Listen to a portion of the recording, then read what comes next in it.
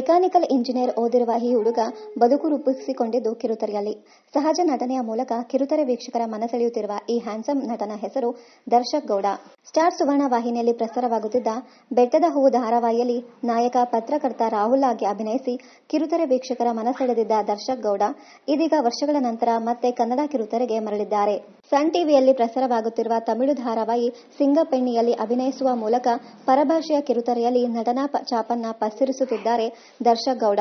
ಸದ್ಯ ಪರಭಾಷೆಯ ಕಿರುತೆರೆಯಲ್ಲಿ ಬ್ಯುಸಿಯಾಗಿರುವ ದರ್ಶಕ್ ಅವರು ಇದೀಗ ಹೊಸ ಧಾರಾವಾಹಿ ಮೂಲಕ ಕನ್ನಡ ಕಿರುತೆರೆಯಲ್ಲಿ ಸೆಕೆಂಡ್ ಇನ್ನಿಂಗ್ಸ್ ಶುರು ಮಾಡುತ್ತಿದ್ದಾರೆ.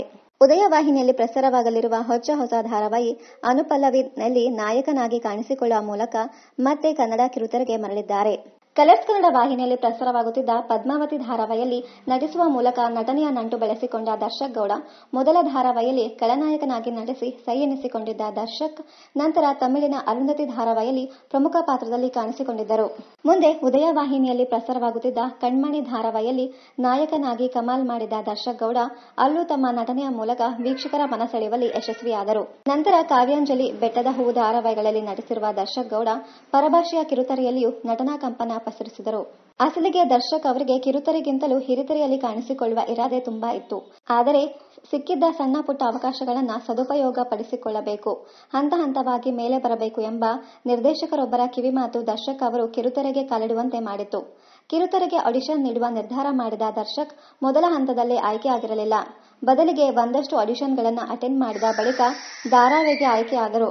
ಇನ್ನು ನಟನೆಯ ಹೊರತಾಗಿ ದರ್ಶಕ್ ಅವರಿಗೆ ಫೋಟೋಗ್ರಫಿ ಹವ್ಯಾಸವೂ ಇದೆ. ತುಂಬಾ ಸಮಯದ ಮೊದಲು ದರ್ಶಕ್ ಅವರ ಸ್ನೇಹಿತ ಒಬ್ಬ ಕಿರುಚಿತ್ರ ಮಾಡಲು ಮುಂದಾದಾಗ ಕ್ಯಾಮರಾಮನ್ ಆಗಿ ಕಾಣಿಸಿಕೊಂಡಿದ್ದರು ದರ್ಶಕ್. ಇಡೀ ಕಿರುಚಿತ್ರವನ್ನ ಸ್ವತಃ ದರ್ಶಕ್ ಅವರೇ ನಿರ್ದೇಶನ ಮಾಡಿದ ಕಾರಣ ಕ್ಯಾಮರಾಮನ್ನ ಶ್ರಮ, ಸವಾಲು ಇದೆಲ್ಲವೂ ಅವರಿಗೆ ಅರ್ಥವಾಗಿತ್ತು. ಕ್ಯಾಮ್ರಾಕ್ಕೆ ಸಂಬಂಧಿಸಿದ ಎಲ್ಲಾ ವಿಚಾರಗಳನ್ನ ಸ್ವತಃ ದರ್ಶಕ್ ಅವರು ಒಬ್ಬರೇ ನಿಭಾಯಿಸಬೇಕಾದ ಕಾರಣ ಆರಂಭದಲ್ಲಿ ಕೊಂಚ ಕಷ್ಟವಾದರೂ ನಂತರ ಎಲ್ಲವನ್ನ ಇವರು ಕಲಿತುಕೊಂಡರು.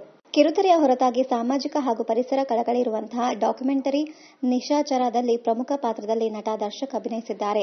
ಪಶ್ಚಿಮ ಘಟ್ಟದ ಸ್ಲೆಂಡರ್ ಲಾರಿಸ್ ಎಂಬ ಪ್ರಾಣಿಯ ಬಗೆಗಿನ ಡಾಕ್ಯುಮೆಂಟರಿ ಇದಾಗಿದ್ದು, ಈ ಪ್ರಾಣಿಯ ಅಳಿವಿನಂಚಿನಲ್ಲಿದೆ.